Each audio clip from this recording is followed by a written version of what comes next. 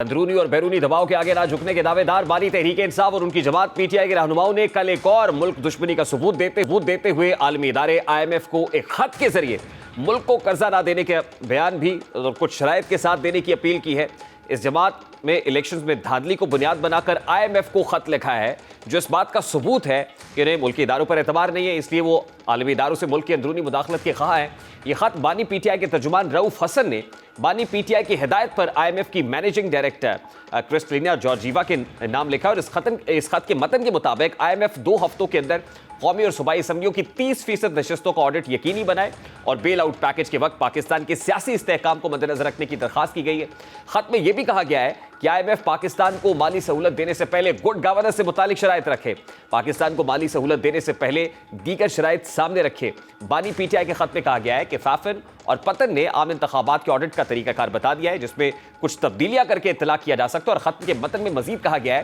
کہ IMF کی مالی امداد پاکستانی عوام پر بوجھ بڑھائے گی۔ عالمی ادارے کا یہ کردار ملک کے عوام کے لیے عظیم خدمت ہوگا۔ پی ٹی آئی خط میں یہ بھی کہا گیا ہے کہ صرف پی ٹی آئی نہیں، دیگر جماعتیں اور عالمی ادارے الیکشن فراڈ کی آزادانہ تحقیقات کا مطالبہ کر رہے ہیں، اور خط میں لکھا گیا ہے کہ IMF کے اصولوں کو سامنے رکھتے ہوئے کسی کو اختیارات کے غلط استعمال کی اجازت نہیں دی جائے گی۔ IMF گڈ گورننس، شفافیت اور قانون کی حکمرانی کو اہمیت دیتا ہے۔ خط میں یہ کہا گیا ہے کہ IMF کو جائزہ لینے کی ضرورت ہے کہ رکن مناسب پالیسیز بنانے اور عمل درآمد کرنے کے قابل ہے یا نہیں ہے۔ یہ طے شدہ حقیقت ہے کہ بغیر جائزہ نمائندگی کی مسلط کی گئی حکومت کی کوئی اخلاقی حیثیت نہیں ہوتی۔ خط میں یہ بھی کہا گیا ہے کہ ایسی مسلط حکومت کے ٹیکسیشن اقدامات کرنے کا کوئی اخلاقی جواز نہیں ہے۔ 2023 میں بانی پی ٹی آئی اور IMF نمائندوں کے درمیان بات چیت ہوئی، اور خط میں لکھا گیا ہے کہ پی ٹی آئی نے IMF کی پاکستان کو مالی سہولت کی حمایت کرنے پر اتفاق کیا تھا۔ خط کے مطابق پی ٹی آئی نے ملک میں آزادانہ منصفانہ انتخابات کی شرط اور یقین دہانی پر مالی سہولت کی حمایت پر اتفاق کیا تھا، اور پی ٹی آئی کے خط میں کہا گیا ہے کہ پاکستان میں عام انتخابات کے انعقاد پر $180 ملین اخراجات آئے ہیں۔ انتخابات میں ووٹوں کی گنتی میں وسیع پیمانے پر مداخلت اور فراڈ کیا گیا ہے۔ اس خط سے متعلق گزشتہ روز پی ٹی آئی رہنماؤں نے گفتگو کرتے ہوئے کیا کہا تھا، ذرا اس کی ایک جھلک سب سے پہلے آپ کے سامنے رکھتا ہے۔ IMF کے ساتھ جس وقت میٹنگ ہوئی تھی اس پہ ایک شرط ضرور تھی کہ الیکشن صاف، شفاف اور پاکستان کے آئین کے عین مطابق ہونے چاہیے۔ پاکستان کی معیشت کو ریفارم کرنا صرف ایک مضبوط اور منتخب اور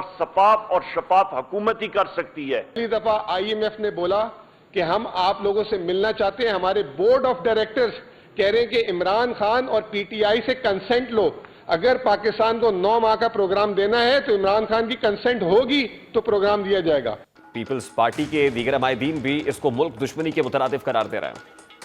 خط کا کوئی اہمیت نہیں ہوگا، یہ صرف اور صرف اس خط کے نتیجے میں ان کی جو اصلیت ہے یہ پاکستان کے عوام کے سامنے نظر آئے گا۔ ہم اپنے اندرونی معاملات میں IMF ہو، ورلڈ بینک ہو، کسی کو انٹرفیئرنس کرنے نہیں دیں گے۔ السلام علیکم، نعیم حیدر پجوتا صاحب، بہت بہت شکریہ آپ کے وقت کے لیے۔ پجوتا صاحب، یہ خط تو لکھ دیا گیا، قومی اسمبلی اجلاس سے چند گھنٹے پہلے IMF کے نام یہ خط لکھا گیا اور اس خط کا متن بھی سامنے آ گیا۔ آپ یہ کہہ رہے ہیں کہ بہت بڑا احسان ہوگا، پاکستان کی خدمت ہوگی اگر IMF یہ تمام تر معاملات کو ٹیک اپ کرے۔ آپ کو نہیں لگتا یہ ملک دشمنی کے مترادف ہے at this point in time? بہت شکریہ جی، بڑی نوازش، بڑی مہربانی۔ آپ نے جن کی بات کی کہ ہاؤس آف دا فلور جو ہے وہ انہوں نے بات جا کر کی، مجھے تو بڑی واضح طور پر سمجھ یہ نہیں آ رہی کہ وہ کس منہ سے اس فلور کے اوپر کھڑے ہیں جبکہ عوام نے ریجیکٹ کر دیا ہے، مسترد کر دیا ہے۔ ان کے پاس تو کوئی قانونی طور پر، آئینی طور پر، اخلاقی طور پر کوئی ان کا جواز ہی نہیں بنتا کہ وہ اس جگہ کے اوپر جا کر کھڑے ہو کر بات کر سکیں۔ نمبر 2 بات یہ ہے کہ جو یہ بات کر رہے ہیں، جو خط کے اوپر جن کو اتنی تکلیف ہوئی ہے، ان کو تکلیف اس لیے ہوئی ہے کیونکہ ہم نے آئین کی بالادستی، قانون کی بالادستی، ملک کے اندر جمہوریت کی بات اور ہمارے اداروں کے آزاد ہونے کی بات کی ہے۔ اگر بات کی جائے تو ملک کے اندر اگر دھاندلی جو ہے وہ کی گئی ہے، ٹھیک ہے جی، تو اس کے اوپر ہمارا جو ہے وہ حق بنتا ہے آواز اٹھانا، اور ان کا بھی حق بنتا تھا، فرض بنتا تھا، جو روزانہ کہتے تھے کہ ووٹ کو عزت دو کا نعرہ لگانا اور ساری باتیں کرنا، ان کا بھی حق تھا کہ یہ بات کرتے اور یہ کہتے کہ ملک کے اندر بدترین دھاندلی کی گئی ہے۔ لیکن نہیں پجوتا صاحب، اس کے لیے ملک میں ادارے موجود ہیں۔ آپ نے جوڈیشری کو تنقید کا نشانہ بنایا ہے، دیگر اداروں کو تنقید کا نشانہ بنایا ہے، اور پھر بیرون ممالک سے آپ مداخلت کا مطالبہ کر رہے ہیں، تو کیا یہ کو حلال مداخلت ہوگی؟ مطلب مجھے کہنے دیجئے کہ اگر اس وقت مداخلت بری تھی یا خراب تھی تو آج امریکہ آ کے انٹروین کرے گا ہمارے انٹرنل افیئرز کے اندر، تو کیا یہ جسٹیفائیڈ ہوگا؟ دیکھیں بات یہ ہے کہ آئی ایم ایف کو خط لکھا گیا ہے, آئی ایم ایف سے یا تو قرضہ انہوں نے نہ لیا ہونا, 3 قسطیں بنی تھیں, ایک بنی تھی جو انہوں نے ادا کرنی تھی جب پی ڈی ایم کی حکومت تھی, دوسری تھی نگران سیٹ اپ کے اندر, اور تیسری تھی کہ نئی گورنمنٹ آئے گی. ٹھیک ہے جی, نہیں بٹ یہ پروگرام وہی ہے جس میں آپ گئے تھے, آئی ایم ایف پروگرام میں تحریک انصاف گئی تھی پجوتا صاحب, یہ پروگرام وہی کنٹینیو ہو رہا ہے جس میں آپ لے کر گئے تھے. میں وہی کہہ رہا ہوں کہ اس لیے لے کر گئے تھے کیونکہ ملک کا جو بیڑا غرق انہوں نے کر دیا تھا, جو معیشت کی پوزیشن تھی اس کو سٹیبل کرنے کے لیے, معاشی استحکام کے لیے قرض کی جو ہے ضرورت پڑی, اور وہ جو ہے وہ لیا گیا. ادروائز کبھی بھی کسی کے سامنے ہاتھ سے پھیلانا, بھیک مانگنا تو آج بھی تو ضرورت ہے نا سر, مجبوری ہے اس وقت. اگر آئی ایم ایف سے بیل آؤٹ پیکج نہیں ملتا, اگر آئی ایم ایف سے بیل آؤٹ پیکج نہیں ملتا تو پاکستانی عوام کے لیے بہتر نہیں ہوگا, ملک ڈیفالٹ کر جائے گا. کیا وہ قبول ہے تحریک انصاف کو؟ دیکھیں ملک قبول ہے, کسی صورت نہیں ہے پاکستان تحریک انصاف کو ڈیفالٹ کرے. ملک کو بچانے کے لیے خان آج جیل میں پڑا ہے, اگر وہ ڈیل کرتا اور ان چوروں کی طرح وہ باہر آنا چاہتا تو 1 منٹ میں آ سکتا تھا, لیکن اس نے کہا کہ میں اس ملک کے اندر ادارے آزاد چاہتا ہوں, قانون کی بالادستی چاہتا ہوں, آئین کی بالادستی چاہتا ہوں, میں اپنی قوم کے ساتھ کھڑا ہوں, اس ملک کو اپنے پیروں کے اوپر کھڑا کرنا ہے, معیشت ٹھیک کرنی ہے, ملک کے اندر قانون ہوگا, باہر سے لوگ آ کر انویسٹمنٹ کریں گے, یہاں پر انڈسٹریاں ہوں گی. جب ملک کے اندر قانون نہیں ہوگا, جب ملک ڈیفالٹ کر جائے گا تو پھر باہر سے کون انویسٹمنٹ کرے گا؟ تھانے میں جائیں گے اور ان کی ایف آئی آر درج نہیں ہوگی تو کوئی باہر سے کیسی انویسٹمنٹ کرے گا؟ یہی تو میں آپ سے سوال کر رہا ہوں سب سے پہلے قانون ہو, اور کہ بیلنس آف پیمنٹ کرائسس اگر ہوگا سر, اگر ایکسٹرنل ڈیٹ ہوگا, لیکویڈیٹی کرائسس ہوگا, تو پھر کون سا انویسٹر پاکستان میں آئے گا؟ آئی ایم ایف کے بیل آؤٹ پیکج کی تو بہر صورت ضرورت ہے اس وقت ملک کی اکانومی کو. ہم کسی صورت یہ نہیں کہا کہ پاکستان کو قرضہ جو ہے وہ نہ دیا جائے. بڑا واضح طور پر کہا ہے کہ جب زمان پارک کے اندر آئی ایم ایف کا وفد آیا تھا تو اس وقت یہ بات کی گئی تھی کہ فری اینڈ فیئر الیکشن ہونے چاہیے, کیونکہ انہوں نے خان صاحب سے کہا تھا کہ آپ جو ہے اس میں ہمارے جو پروگرام ہے اس کی مخالفت نہیں کریں گے. جیسے پارٹیوں کے پاس جانا ہوتا ہے کہ سب سے بڑی پارٹی ہے, وہ آئے تھے خان صاحب کے پاس اور خان صاحب نے ان کو اجازت دی تھی. انہوں نے یہ کہا تھا کہ یہ ضرور دیکھیے گا کہ ملک کے اندر فری اینڈ فیئر الیکشنز ہونے چاہیے. اور آپ نے دیکھا کہ جس طرح سے دھاندلی پورے پاکستان میں کی گئی, میرے پاس ابھی ویڈیوز موجود ہیں, میرے پاس فارم 45 موجود ہیں, میں خود اپنے حلقے سے میرا بڑا سادہ سا سوال ہے, نہیں پجوتا صاحب, 9 تاریخ کو ہرایا گیا. پجوتا صاحب ملک میں سر ملک میں فری اینڈ فیئر الیکشنز کرانا یہ امریکہ کی ذمہ داری ہے؟ دیکھیں انہوں نے قرض دیا ہے اور قرض کے حوالے سے ہم نے یہی گزارش کی ہے کہ آڈٹ جو ہے وہ کروایا جائے, تاکہ یہ ٹولہ جو اس وقت نافذ ہو رہا ہے, جو مریم نواز صاحبہ خود اپنے حلقے سے ہار چکی ہیں, ان کو مانی چاہیے تھی کہ وہ خودداری کا مظاہرہ کرتے ہوئے. اس کے لیے ایک میکینزم موجود ہے سر, اس کے لیے ایک میکینزم موجود ہے, ٹرائبونلز موجود ہیں, ملک میں عدالتیں موجود ہیں. جو بلے کا نشان لیتا ہے یہ الیکشن, یہ عدالتیں جو الیکشن ہونے سے 3 جو ہے وہ چند دن پہلے جو ہے یکے بعد دیگرے سزائیں سنا دیتی ہیں عمران خان کو, جس میں وکیل کو جو ہے وہ پیش ہونے کا موقع نہیں دیے جاتا, کراس ایگزامینیشن کا موقع نہیں دیا جاتا. ابھی تو آپ کی پٹیشنز کورٹ کے اندر موجود ہے سر, آج اسلام آباد ہائی کورٹ کے اندر پٹیشنز لگی ہوئی تھی, سائفر کیس پہ بھی, توشہ خانہ کیس پہ بھی. تو اگر آپ کو عدالتوں پر اعتماد نہیں ہے پھر آپ پٹیشنز لے کر کیوں جا رہے ہیں؟ میرے بھائی آپ بتا دیں, اگر آپ کے پاس کوئی ایسی ہے کہ آپ انصاف دے سکتے ہیں تو ہم آپ کے پاس آ جائیں. تو پھر یہی تو میں کہہ رہا ہوں نا سر کہ انصاف کا فورم تو عدالت ہے نا, تو ایک طرف آپ ملک کی عدالتوں کو انڈرمائن کر رہے ہیں, ملائن کر رہے ہیں. عدالتوں کے اوپر ایسی سر میں وہی گزارش کر رہا ہوں, عدالتیں ہی فورم ہے انصاف کا, اور ہمیشہ عدالتوں کے اوپر پریشر ڈالا گیا ہے. آپ نے دیکھا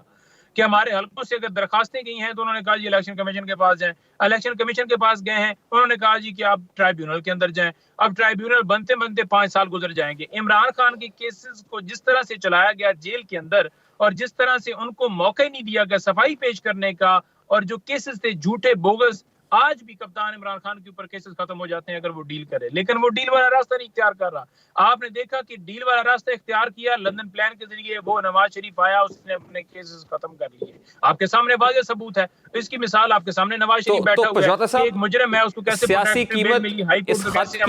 سیاسی قیمت اس خط لکھنے کی سیاسی قیمت تحریک انصاف کو اور بانی پی ٹی آئی کو چکانی پڑے گی, یہ کیئر ٹیکر پرائم منسٹر کہہ رہے ہیں. تو کیا سیاسی قیمت چکانے کے لیے آپ تیار ہیں؟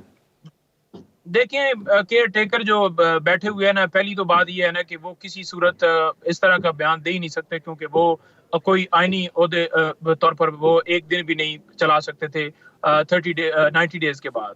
وہ جو منصب سنبھال کر جو بھی ان کی بات ہے، جو بھی ان کا کام ہے، ہر کام غیر آئینی ہے، اور انشاءاللہ تعالیٰ جس وقت جو ہے وہ انصاف کے اس کٹہرے میں آئیں گے تو انشاءاللہ تعالیٰ وہ دیکھیں گے کہ ان کے اوپر آرٹیکل 6 کا چارج بھی لگے گا. جو انہوں نے قوم کے ساتھ غداری کی ہے، جو انہوں نے قوم کے ساتھ یہ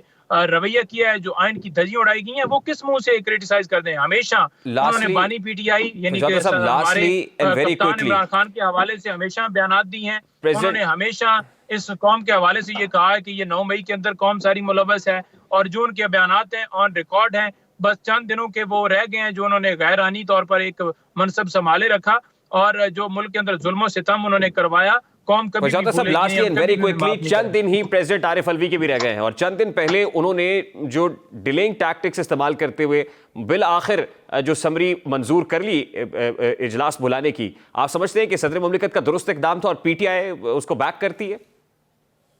دیکھیں بات یہ ہے کہ جب تک اسمبلی کے اندر جو ہے وہ سیٹیں پوری ہی نہیں ہوگی، ریزرو سیٹیں ایک پارٹی کی، ہماری پارٹی واضح اکثریت سے پنجاب کے پی کے وفاق میں جیتی ہوئی ہے، اور ہمیں جو ہے وہ سیٹیں نہیں الیکشن کمیشن دے رہا. یہ تو آپ کا مقدمہ ہے نا سر،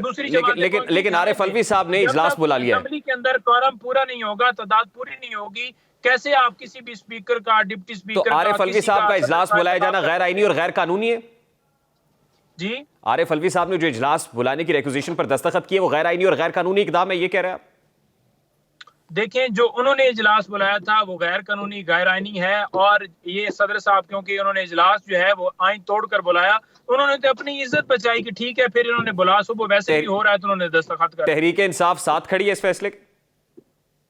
دیکھیں صدر عارف الوی نے سائن اس لیے کیے کیونکہ انہوں نے زبردستی آئین کو توڑتے ہوئے اجلاس طلب کر لیا تھا، اور تحریک انصاف جو انہوں نے اجلاس طلب کیا تھا ان کے اوپر آرٹیکل 6 لگنا چاہیے، جو بغیر اسمبلی پورا ہونے کے انہوں نے اجلاس جو ہے وہ طلب کیا. I have to take a very quick short break sir. نعیم حیدر پجاتا صاحب بہت بہت شکریہ آپ کے وقت